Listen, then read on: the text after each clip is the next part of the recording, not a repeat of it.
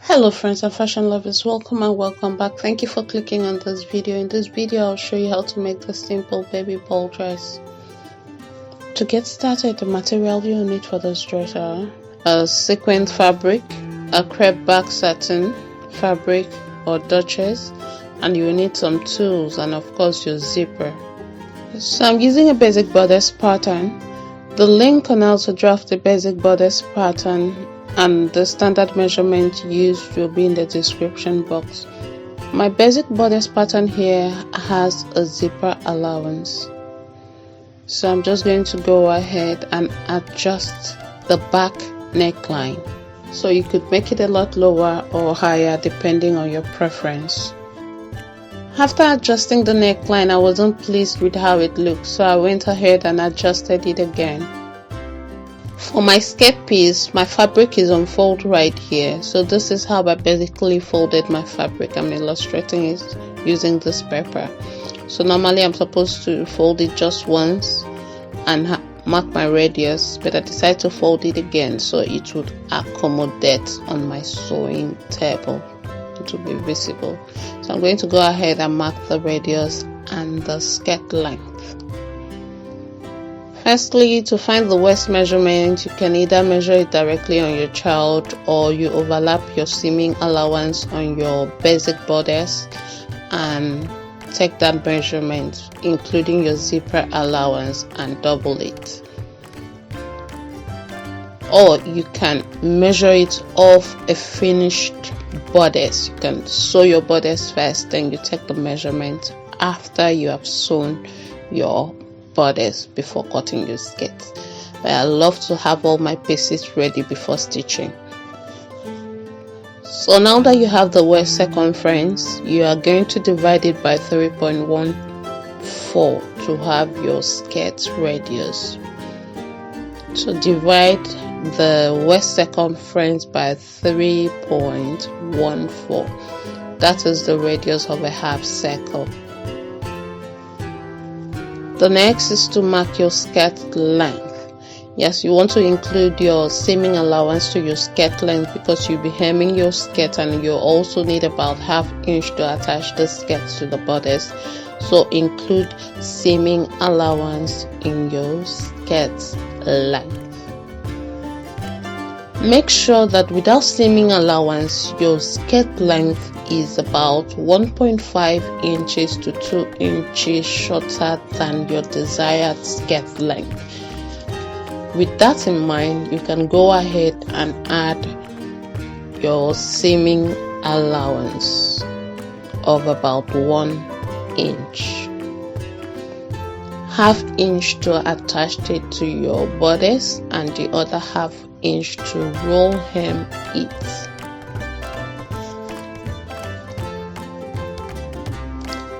After marking this, cut out your skirt.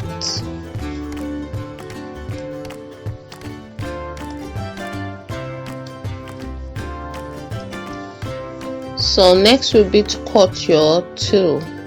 You are cutting your desired skirt length plus about ½ inch to 1 inch on the tulle, making sure that the lining piece is shorter than the tulle you're actually cutting.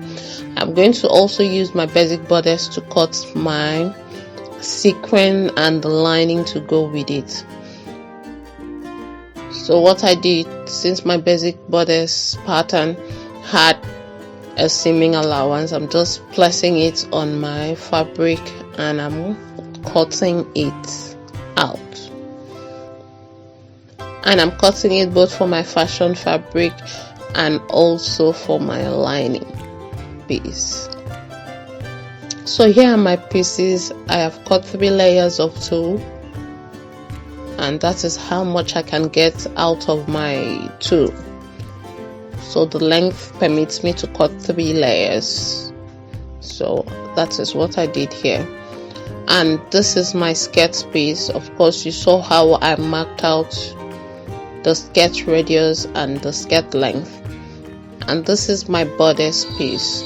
My front is cut on fold and I have my sequin fabric. You know, the sequin fabric is quite stretchy. If you are using it the way it is, you want to interface the down part before you attach your skirt piece to it, but I decided to give it a lining for stability. And my back bodice, I cut 2 pieces for my back bodice, and I also have a lining for my sequin as well. So it's time for me to stitch my bodice. So I'm going to start by placing my bodice right side facing the back and the front, and I'm matching them up at the shoulder level. And I'm doing same for the lining, placing it right side facing. Now I'm going to go ahead and join them at the shoulder, so just stitch the shoulder. After stitching the shoulder, now you're going to place your fashion fabric and your lining piece right side facing, and you're going to pin the neckline. Make sure you have it right side facing, and you're going to go ahead and stitch the neckline using your seaming allowance. After stitching the neckline, go ahead and understitch. So understitch it by pushing the raw edges to the lining piece and giving it a stitch. After understitching, now go ahead and pin your armholes in place. And just know that the bodice is still right side facing each other. You're going to take to your sewing machine and stitch the armholes. After stitching, go ahead and understitch the armhole as far as you can by pushing the raw edges to the lining and stitching it. So after understitching it, it's time to turn your bodice piece right side out.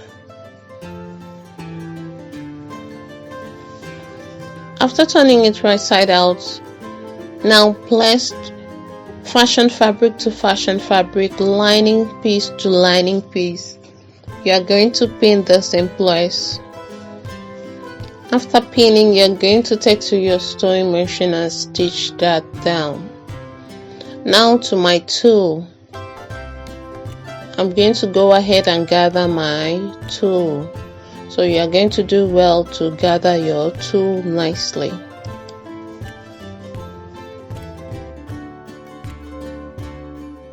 So here is my gathered tool, and my bodice too. I've stitched the side of my bodice, so I'm just going to place my bodice on my tool right side facing, making sure that my fashion fabric, which is the sequin, is facing the tool. So I'm going to pin the tool on the sequin fabric. I'm going to pin the tool on the sequin fabric, and I'm going to stitch that all down. So after stitching, this is how it should look like. So it's time for me to attach my lining piece. So you make sure that you have your lining piece, your skirt lining, placed right side facing to your bodice lining.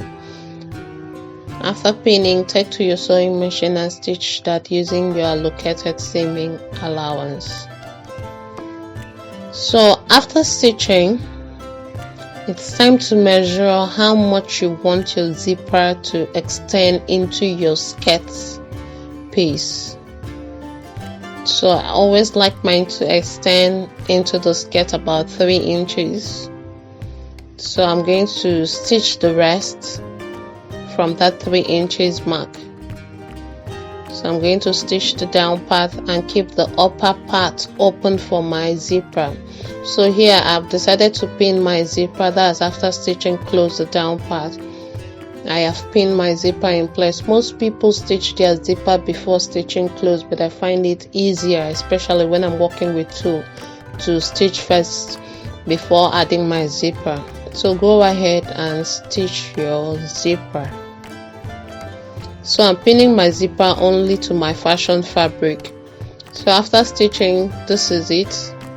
I only stitched it to the fashion fabric. So it's time to pull out my lining piece.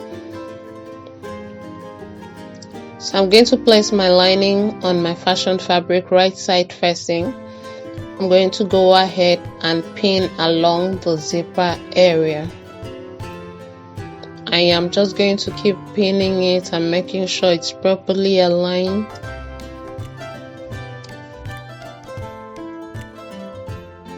So now that I've pinned my zipper area, I am going to stitch that zipper area, and I'm going to stitch close my skirt just the way I did for my toe.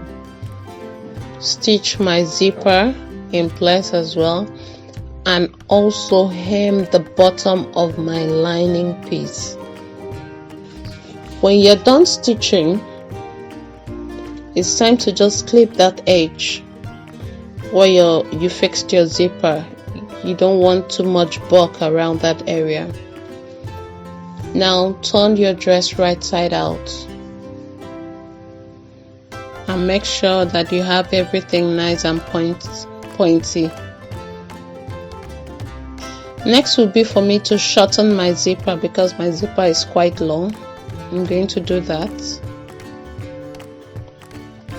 And this is how it looks on the inside. You can see how it's neatly done on the inside.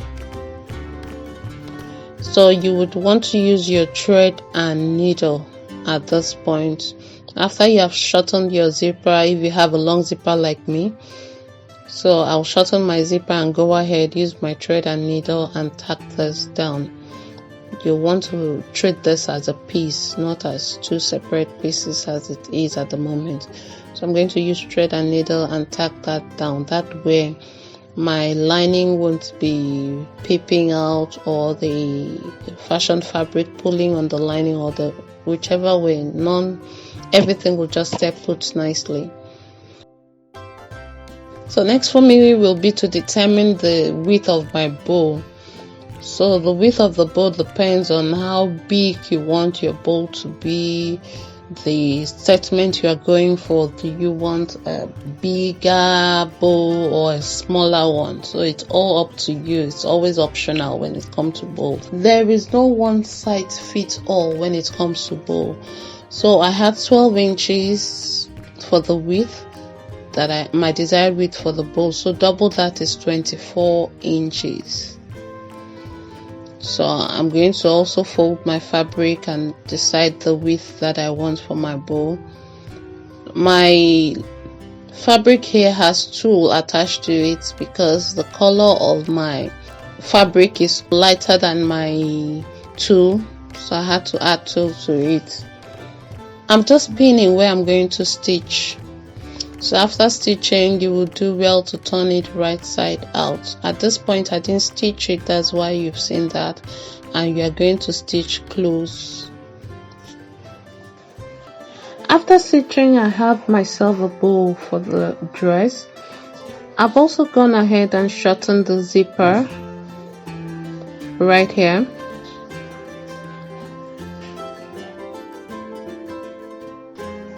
The bow is a detachable type because I've added some pushed buttons to keep this bow in place. So I just added those push buttons right here to keep the bow in place. It can be worn with just the bow at the back, or you add a removable sash. So right here I've made a belt loop. There will be a link in the description box on how to make a belt loop, and you just pass the belt through the back of your bow like so.